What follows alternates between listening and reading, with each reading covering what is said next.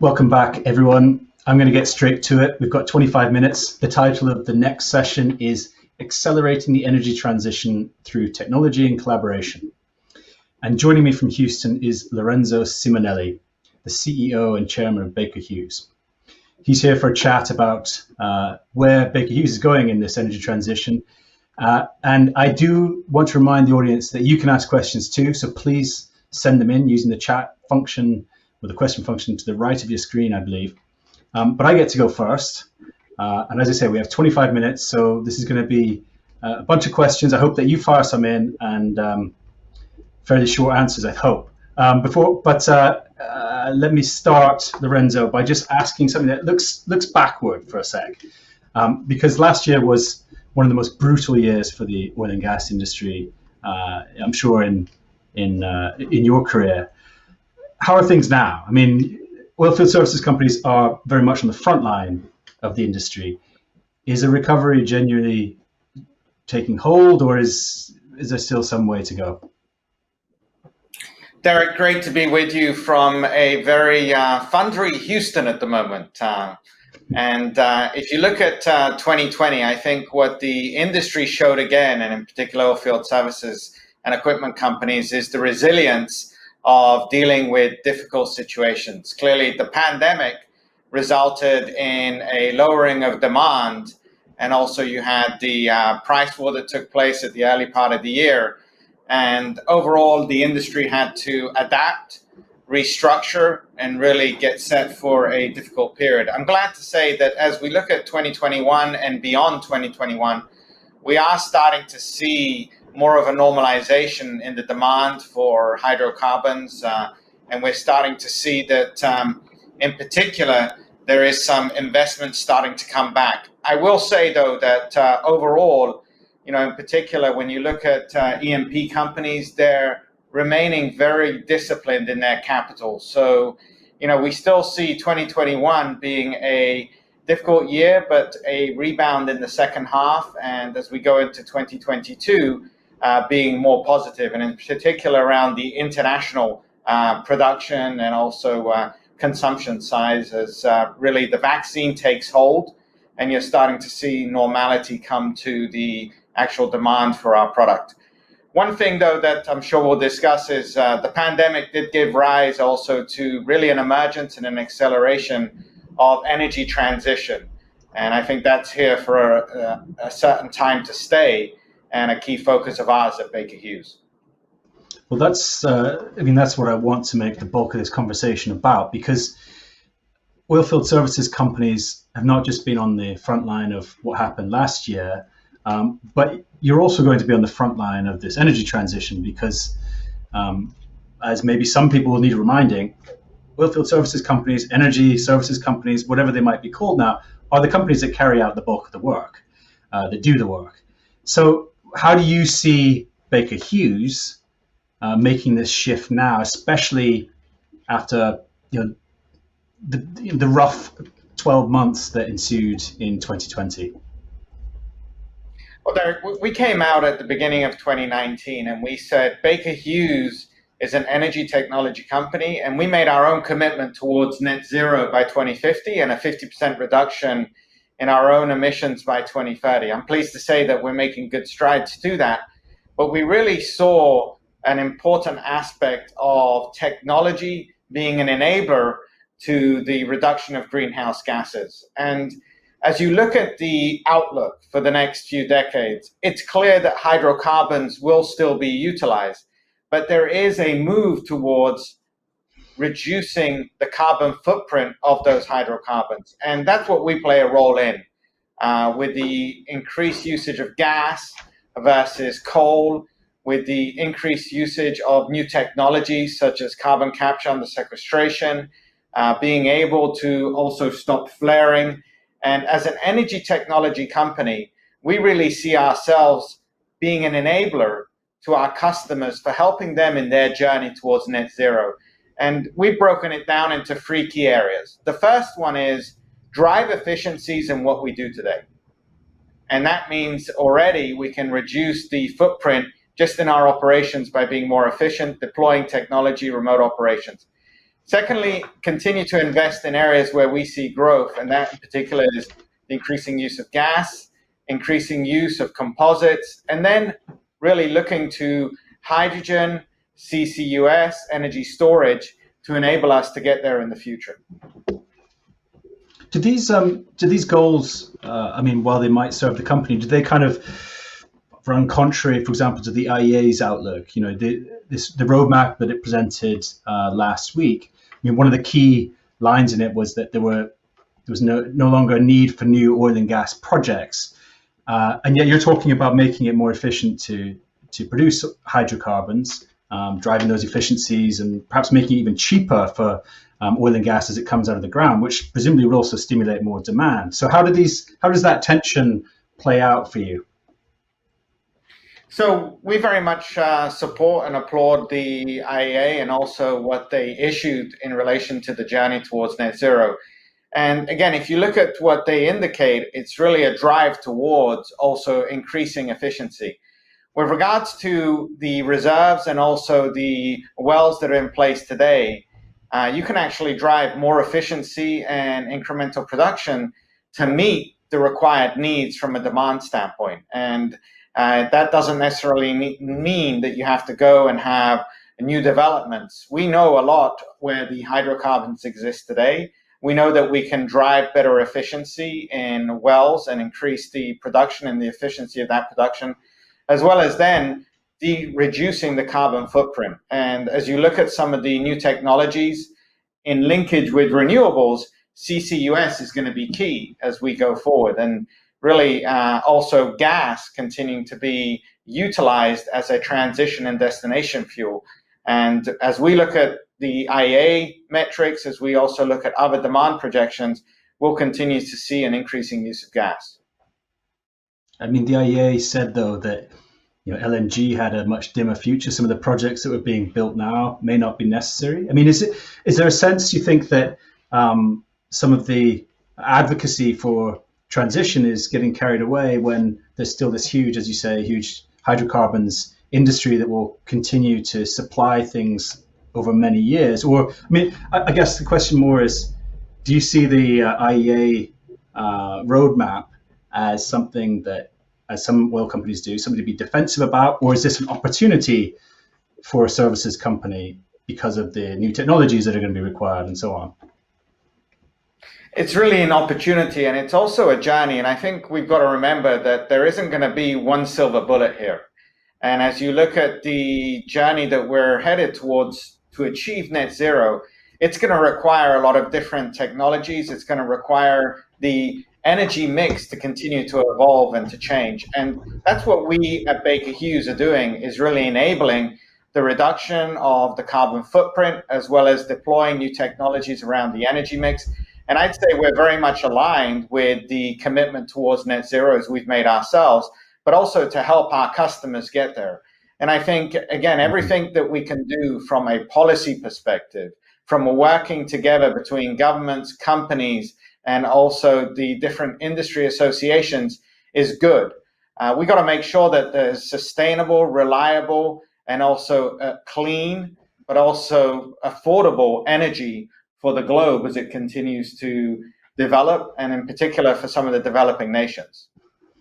So Baker Hughes, presumably now, I mean, the bulk of the revenue comes from turbo machinery and servicing oil and gas. In 2030, will that still be the bulk of the business, or do you see metals and mining, for example, or CCS or hydrogen or some of the other technologies that haven't really taken off at scale yet as taking over some of the business 10 years from now?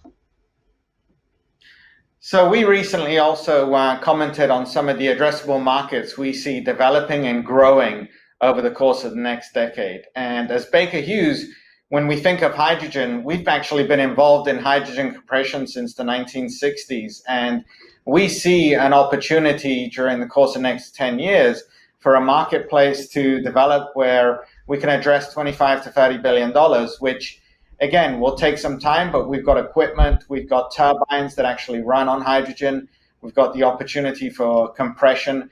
So we're augmenting the business we do today with also the new energy mix that's evolving. Secondly, CCUS. Again, we see an increasing usage of CCUS over the course of the next decade, an addressable market that's going to develop itself, not just within the oil and gas segment, but also in other industries as well. So remember, this isn't just about oil and gas. This is about the energy value chain across all industries and reducing the carbon footprint and greenhouse emissions of those. So when you look at cement, when you look at steel manufacturing, carbon intensive industries is where we're going to be able to have an opportunity to play with the technologies that we're providing. And so that's also why we call ourselves an energy technology company, because it's beyond just oil and gas. Oil and gas is one of the segments we serve, but we also serve the industrial sectors as well. And what do you need for something like CCS to take off? Did you say a $25 billion addressable market? Was that hydrogen? But what do you need for that kind of? CCUS is actually higher than that over the course of the next 10 years, being 30 billion. So, right. So what do you need for that market to emerge? I mean, some people, ExxonMobil, for example, said that $100 carbon price, $100 a ton carbon price was needed to get the big Houston project that it proposed off the ground. Do you also think a carbon price is necessary? And you're starting to see different pricing of carbon used by companies. And, there's a range of numbers that are used from $200 all the way down to $65.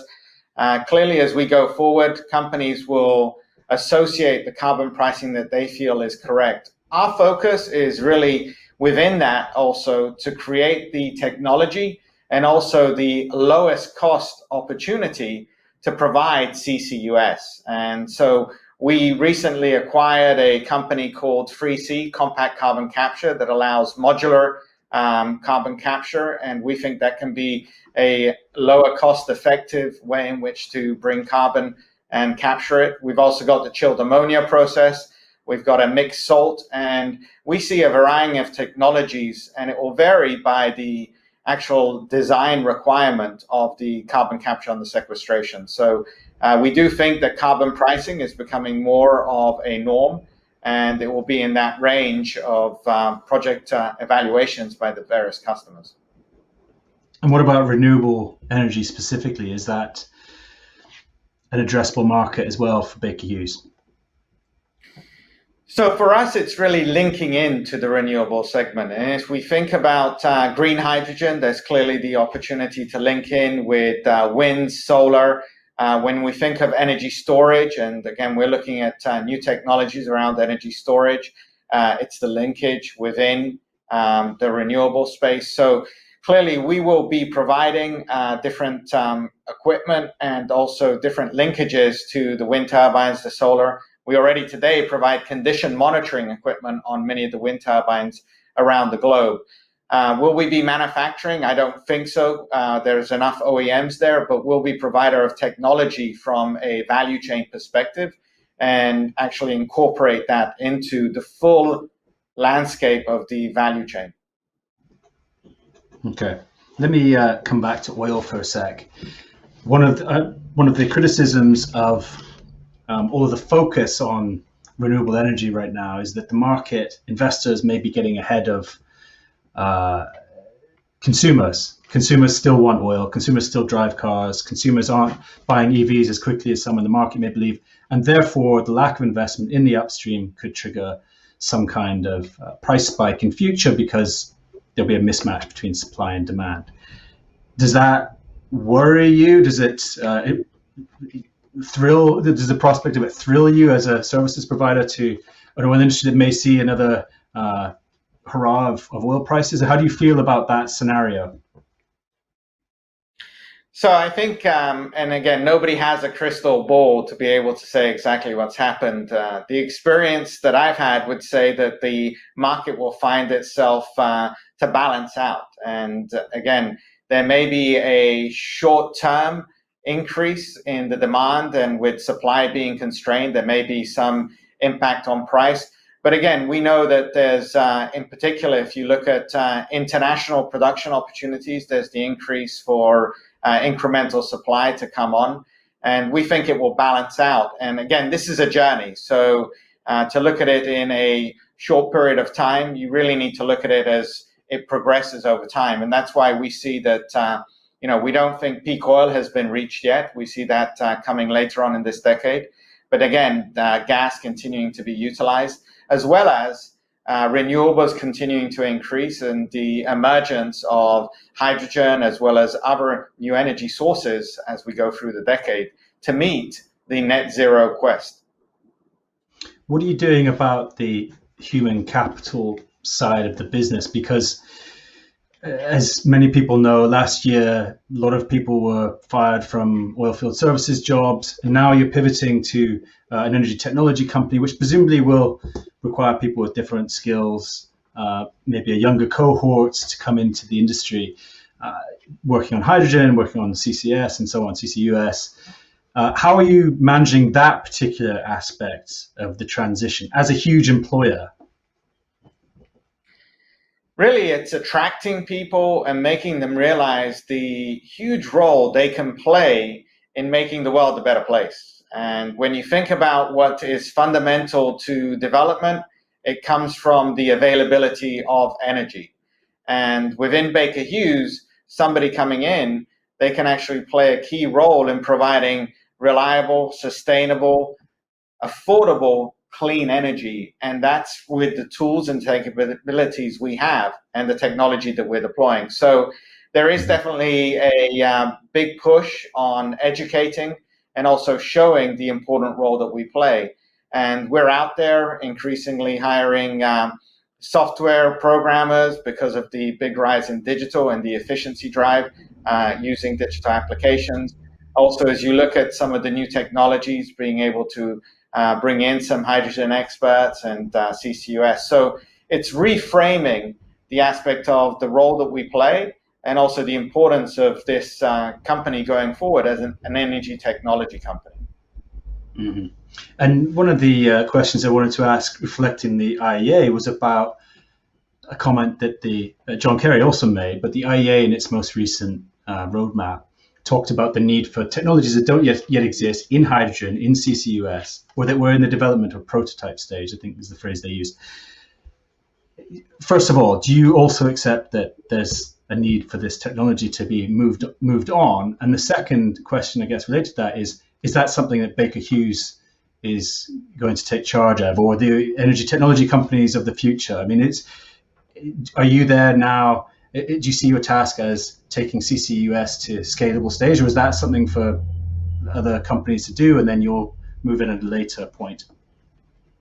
No, and again, it's very much a role that we see ourselves play, which is why technology is so key to what we do. And also we describe ourselves as energy technology. I do think that as we evolve, like we have done in other industries and during other periods, it's down to new technologies that have yet to be emerged and ready at scale. If you look at CCUS, we're working with several companies and we've got our own technology with regards to deploying at scale. You've got other areas of direct air capture. You've got different technologies around hydrogen. And we've seen this happen before. And if I look at, shifts that have occurred within the energy landscape, the emergence of natural gas and LNG, that's taken place over the course of the last 30 years. And at an accelerated pace now, you'll actually see the emergence of CCUS and hydrogen, as well as the continued growth of renewables. So I think this is similar to what we've seen in the past with the way in which technology is an enabler. And that's what we're investing in. And, we're investing across the gamut of not just the production side, but then also the utilization side.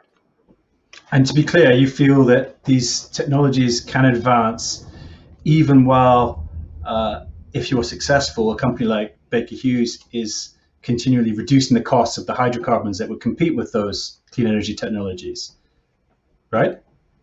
Yes. And again, it's not that we are stopping the aspect of new energy investments and actually looking at hydrogen CCUS. And I see it as complementary. There is going to be a need for more efficient hydrocarbons with a lower carbon footprint. and there's going to be a need also for an energy mix shift as we go forward. So we're really working in parallel, both of those, so that we can meet the net zero and we actually have the milestones to be able to do that. I think there's another IEA report that actually says, just through efficiencies that we're able to achieve today, we can already get 37% of the way there towards the Paris Agreement. And that's why level one has got to be the efficiencies in what we do today and operate today. And then you bolt onto that also the new technologies, and you need an ecosystem around businesses, governments, and working together with industry associations to make that ecosystem work together. Mm-hmm.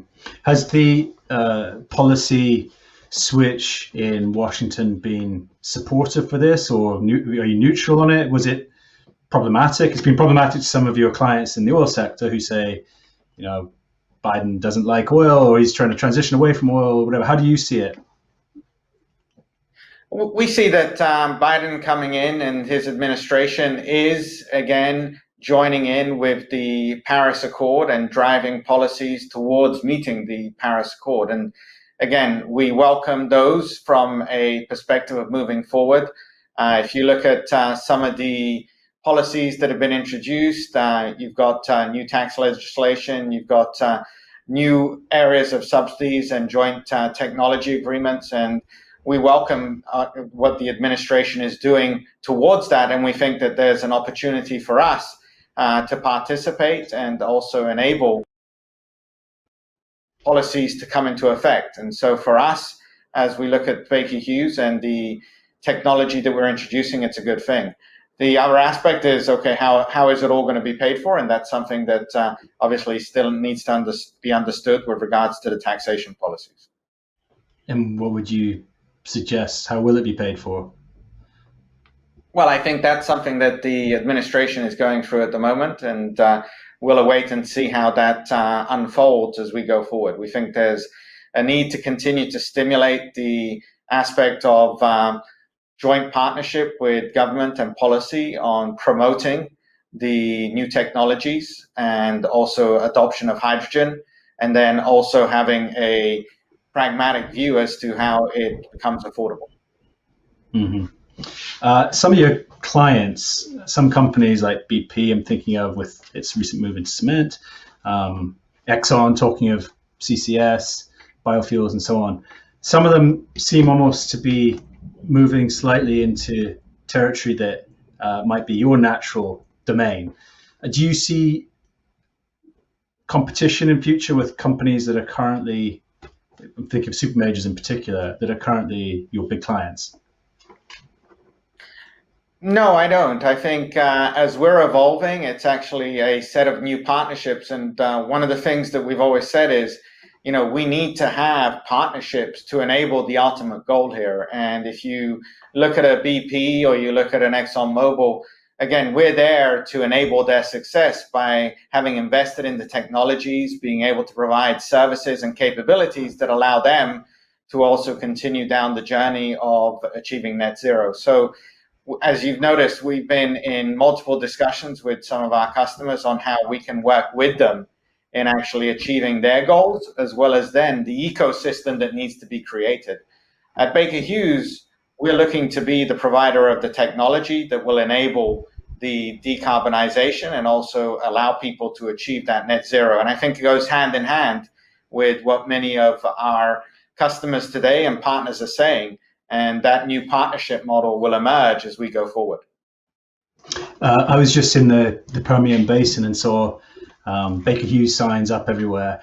Tell me, last question, in your vision of moving the company to become fully an energy technology company, what are the milestones we should be watching for? Will the company still be really visible in the shale sector, for example, in 5-10 years? Or will we see Baker Hughes' name on transmission lines or at CCUS plants? I mean, or all of the above? As you look at our strategy of really 3 pillars support becoming an energy technology company, and the first being transform the core, which is continuing to drive efficiencies And that's efficiencies in basins where we are today, the deployment of digital capabilities, the deployment of Flare IQ to eliminate flaring, methane detection, and all of that will drive efficiencies, and we'll still be out there in the field providing that to our customers. Also, you'll see us increasingly on the other segments of CCUS, hydrogen, composite, non-metallic pipes, the ability to use chemicals. And then obviously, as you see the new frontiers, we've got gas turbines that can run fully on hydrogen. We've got a new set of compressors. We've got the condition monitoring capability. So we really see this as an expansion of our addressable market as we go forward, and continuing to serve our customers today and also in their journey towards net zero, but then also embarking on new customer sets and new opportunities as the world is moving towards net zero as well. So an opportunity really to continue to expand the Baker Hughes presence across multiple segments. Great. Sadly, that's all we have time for. Thank you, audience. Lorenzo, thank you very much for joining us. The next session is a panel discussion on that shale sector: deals, growth, and governance, the future of US shale in the transition to lower carbon energies. This will be moderated by my colleague Justin Jacobs, our Houston correspondent. Please stay around and join us.